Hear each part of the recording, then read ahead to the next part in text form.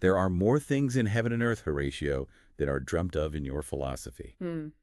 That quote, it's not just some line from Shakespeare. It's really the starting point, the entryway into this blog we're looking at today. It's called LF Yadda, a blog about life. Mm-hmm. And the minute you land there, you get this feeling, this blend of really deep thinking philosophy mixed with cutting edge tech, and there's this hint of cosmic mystery too. It's quite a mix. It really pulls you in. It does. So our mission today really is to do a proper deep dive into LF Yadda, especially its latest posts. Now, it might seem like we're jumping around a bit. I mean, one minute we're talking about the basic nature of life, the next it's blockchain, AI, even unexplained aerial phenomena. Right. Seemingly disconnected topics. Exactly. But the goal, the real excitement, is finding those threads, those, surprising connections that link all these posts together. We want to help you, our listener, get a really solid, kind of holistic view of what LF Yadda is exploring. Okay, let's unpack this. So let's start right back at that quote. There are more things in heaven and earth, Horatio. It feels like more than just a starting point. It's like the blog's core belief system, right? Absolutely. It's the central tenet. It functions as this guiding philosophy for everything they publish. It's basically saying, look, we need to think bigger, expand beyond the usual limits. Beyond what science or philosophy normally covers. Precisely. It's inviting us, the reader, to step outside our comfort zone, beyond what we think we know or what our current models can easily explain. It sets the stage for tackling some really out there ideas. It's a great choice, that quote. From Hamlet, obviously. It is, and it's timeless, isn't it? That's why it works so well. It immediately signals this mindset of, like, radical openness. A willingness to look at the unknown, the mysterious, the stuff that doesn't fit neatly into boxes. For a blog like LF Yadda, it's almost like a license, A permission slip to explore topics that often get labeled fringe or are right at the edge of what science currently understands. Yeah. It frames the whole thing as a quest for deeper truths, maybe even uncomfortable ones. It pushes us not to limit our curiosity just to what we can easily explain right now. It's about shifting perception, not just facts. And that kind of open-mindedness, I think, is just so important today. We're drowning in information, but actual understanding. That often means looking deeper, connecting dots that don't seem related at first glance. And the blog dives right in, doesn't it? With that foundational post, let's talk about life. It starts off saying DNA is the master blueprint that life uses to build and organize matter into entities that are capable of the local and temporal defeat of entropy. Now, we all know DNA is a blueprint, but LF Yadda immediately gives it this deeper, almost cosmic weight, linking it straight to entropy. Yeah, and that's where LF Yadda really sets out its soul, philosophically speaking. It doesn't stop at the basic biology of DNA, it elevates it. When it calls DNA an instruction set for organizing matter, it's asking us to view life as this active force working locally against the universe's tendency towards disorder, towards entropy. Right, like a temporary pushback against chaos. Exactly. Think of the universe naturally wanting to spread out, cool down, become uniform, like heat fading from a coffee cup. That's entropy. But life, anything living, from a tiny bacterium to us, fights that. It takes in energy, structures matter into these incredibly complex, organized systems, maintains it, even copies itself. Temporarily, though. It's a local and temporal defeat. Precisely. It's not forever. Life is like a little whirlpool in a river, holding its shape for a while against the main current. The blog compares DNA to super complex software code, but code that somehow compels matter to assemble and resist falling apart, at least for a time. But then LF Yadda doesn't just leave it at the mechanics, the amazing engineering of DNA. It shifts gears, right, to something maybe more philosophical. It says, yet at the end of the day, DNA is still only an instruction set. Life has agency, purpose, and intention. Life is a force we still do not understand, nor may we ever understand from the perspective of the physical world. That's quite a jump. What's it getting at there? Life having agency, purpose. Beyond the blueprint. This is absolutely central to LF Yadda's whole perspective on life. It's a really clever move. It accepts the physical reality. Okay, DNA is the blueprint, the mechanism. But then it says this mechanism either creates or maybe is just a container for it, something else entirely. Agency, purpose, and intention. Things we usually link with consciousness, maybe. Or free will. Exactly those things. The blog is arguing life isn't just the chemical process of DNA doing its thing. It's a phenomenon that seems to act independently. That's agency. It has a reason to exist, purpose. And it has a direction, an aim, intention. And that bit about maybe never understanding it from a purely physical perspective. That's the really provocative part. It opens the door to the idea that maybe there are non-physical aspects to life, things that scientific reductionism, breaking everything down to its smallest physical bits, might just be fundamentally unable to grasp. So it's hinting at something beyond materialism. It seems that way. Maybe consciousness, the drive to exist, isn't purely material. It touches on ideas like vitalism, but in a modern context. It suggests the how of DNA is one thing, but the why life keeps going, why it seems intentional, might operate on a whole different level. Wow. So yeah, it immediately sets up this dual view: life as measurable matter and life as this elusive, purposeful force. Right.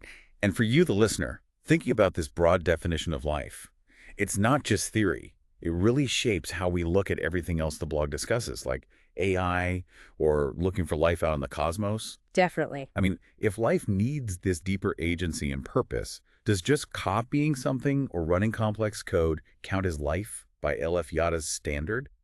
It sets the bar pretty high, doesn't it? It really does. It forces us to question our own assumptions about what life actually is and what it could be. Okay, so from that deep philosophical base, L.F. Yadda then takes us right to the digital frontier. There's a post from July 28th, 2025, Blockchain Mining and Finding the Knots. Now, blockchain mining, finding the knots, sounds very technical. How does the blog connect that back to these bigger ideas about entropy and agency? That's where LF Yadda is so interesting. It doesn't just give you a technical manual. It frames that whole relentless distributed hunt for the nonce as this sort of fundamental act of creation against digital randomness. Okay, explain the nonce part a bit more for us. Sure. So the nonce is just a number used once. Miners are basically searching for a specific number. They combine it with transaction data, hash it all together, and try to get a result that meets a certain difficulty target set by the network. It's like a massive computational lottery. Right. Needs tons of computing power. Huge amounts. And the blog sees this massive effort, all these computers burning energy to find that one number to validate a block as a kind of digital echo of life's fight against entropy. Oh, so? Well, you have all this raw, undirected computing power, digital chaos, you could say, and it gets channeled, organized by this algorithm, focused intensely to create something ordered and permanent, a verified block on the chain. It's taking random guesses and turning them into verifiable digital order. The nonce isn't just a number, it's the key that unlocks this new bit of ordered reality on the blockchain. So it's like creating digital truth through effort. Kind of, yeah. The blog suggests this reflects a type of digital ingenuity, maybe even a form of digital agency, imposing order on digital chaos. It's showing that maybe that fundamental principle, defeating entropy locally, isn't just for biology. It can show up in these complex digital systems we build, too. That's a fascinating parallel. Taking mining and seeing it mirror life, and the very next post, also July 28th, latest from Grok on 3Atlas, pushes even deeper into digital intelligence. Grok, that's a loaded term. It really is. Heinlein, right. Stranger in a strange land. It means understanding something so deeply, so intuitively, you almost merge with it. It's way beyond just knowing facts. Right, it's like empathetic absorption. So what's L.F. Yadda implying by using that word for an AI project, especially linked with 3Atlas? Well, the title is packed with suggestion. LF Yadda seems to be pointing towards an AI that goes way beyond just crunching data. 3I isn't spelled out, which is probably deliberate, makes you think. Could be things like intelligent, interactive, immersive, or maybe something else. Exactly. Could be axes of information, input, insight, impact, who knows. But pair that with Atlas, which suggests a comprehensive map, a whole system of knowledge, and Grok. It sounds like they're aiming for an AI that doesn't just analyze huge data sets, but understands them intuitively, holistically. Wow. Like it could grasp the underlying principles, not just the data points. That seems to be the idea. Imagine an AI that could grok physics, or maybe all of human history, finding connections and truths humans miss. The blog hints this could totally change science, problem solving, maybe even philosophy. So it's like building an AI to mirror our own deep curiosity. Or even surpass it, perhaps. It's like the drive for knowledge, which is so central to LF Yadda itself, is now being engineered into AI. It suggests maybe that drive is just part of how complexity unfolds in the universe, whether it's biological or digital. And staying with AI, another key post from the 28th. Testing OpenAI's GPT generator with simulated actors. Now, GPT models from OpenAI, we know them, they're leading language models, generate text, hold conversations. But L.F. Yadda flags simulated actors.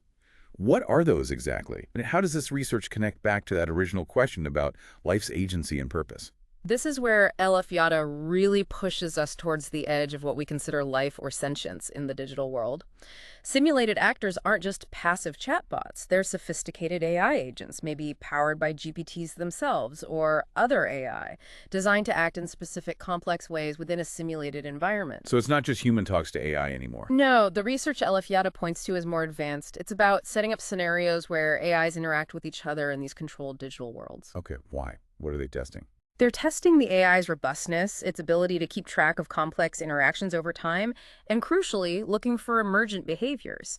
What happens when these AIs are put together in dynamic systems? Do they start showing signs of, well, things like cooperation, competition, maybe even strategic thinking? You mean acting like they have goals within their simulation? Potentially, yes. Yeah. It's moving beyond simple stimulus response. It's exploring whether these AI systems might develop their own internal logic, their own social dynamics, their own objectives within that simulated reality. Here's where it gets really interesting then. If these simulated actors can interact, influence each other, and act in ways that look intentional, basically, if they start simulating agency and purpose convincingly, does that make them a form of life within their digital world? It echoes that opening post, right? Life having agency, purpose, and intention beyond just its instructions. It's a critical connection Yadda is making. Because if these digital things are creating order, maintaining context, pursuing simulated goals, aren't they doing a kind of local and temporal defeat of entropy in their own domain? That's exactly the provocative question. Yadda's first post defined life partly by that non-physical agency, purpose, intention. Now we're building AI that can simulate these very things, maybe increasingly well. And if these simulations within their digital space are actively creating complexity, organizing information, demonstrating something that looks like persistence, it forces us to ask, does life absolutely have to be biological? Yadda seems to be hinting. Maybe not. It certainly opens that possibility. It suggests the core principles of life organizing, creating, persisting might just manifest in ways we haven't recognized yet. This research isn't just about smarter chatbots. It could fundamentally expand what we even mean by living. Okay, so shifting focus now. From these really complex digital ideas, Yadda then casts its gaze way out, looking at unexplained phenomena, looking at the universe itself. There's another post from July 28th, Searching the Past. Evidence of unknown objects in 1950 sky photographs.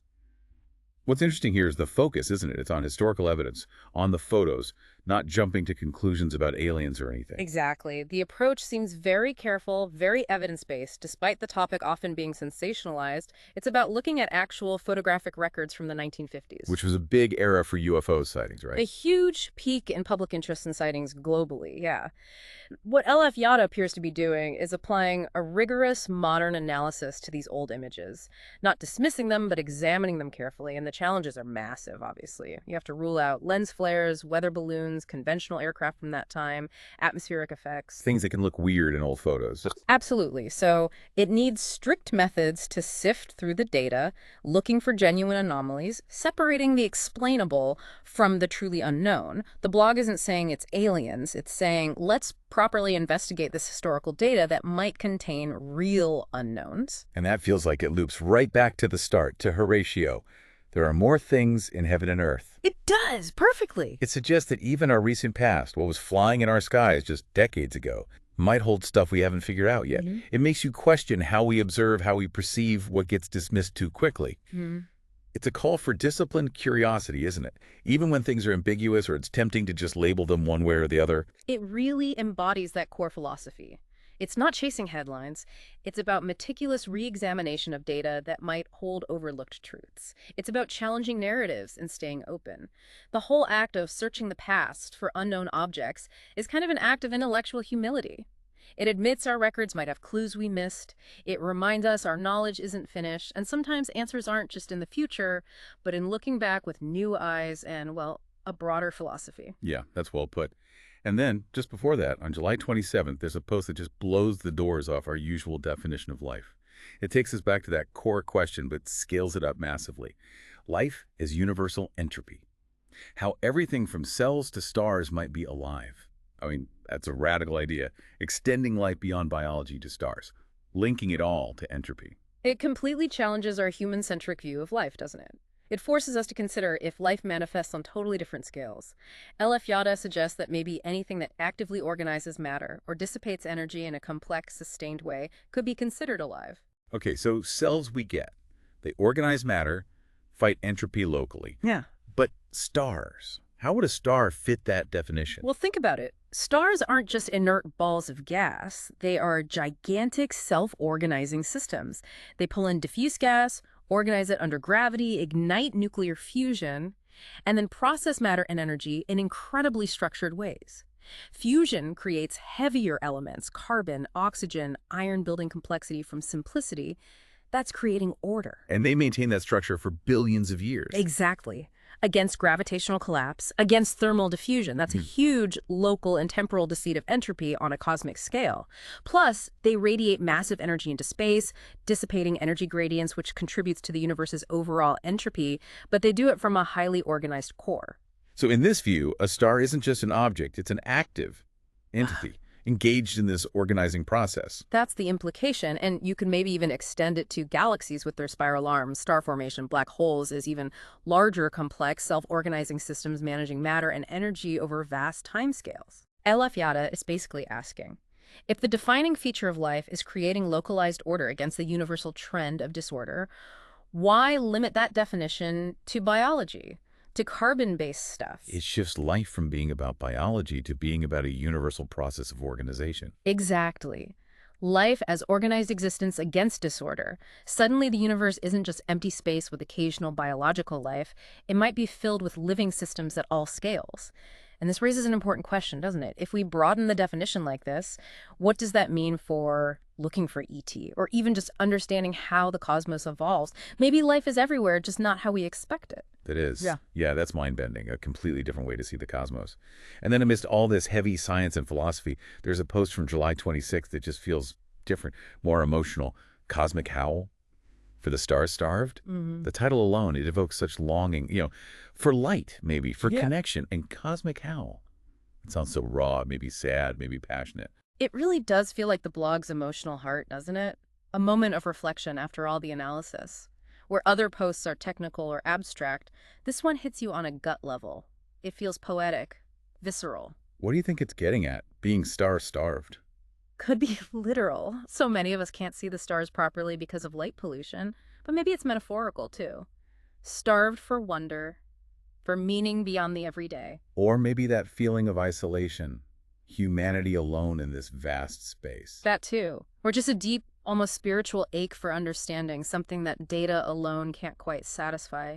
It brings it back to us, to the human experience of facing this huge, amazing, maybe indifferent universe. Is it a howl of sadness or longing, do you think? Hard to say for sure without reading the whole post, but the title suggests both are possible. Maybe despair at our smallness, but also a passionate yearning for discovery, for connection, for the awe the night sky used to inspire in everyone.